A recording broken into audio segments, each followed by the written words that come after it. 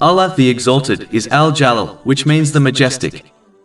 This indicates the qualities of infinite sublimity and might.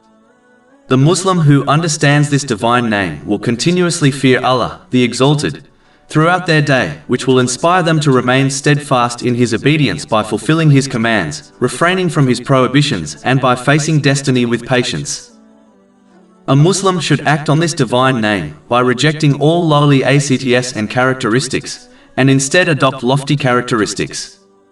This is arguably the greatest tradition of the Holy Prophet Muhammad, peace and blessings be upon him.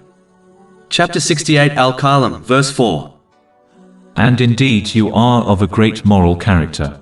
Over 400 free ebooks, audiobooks, infographics, podcasts and blogs available on our website, www.shaykhpod.com.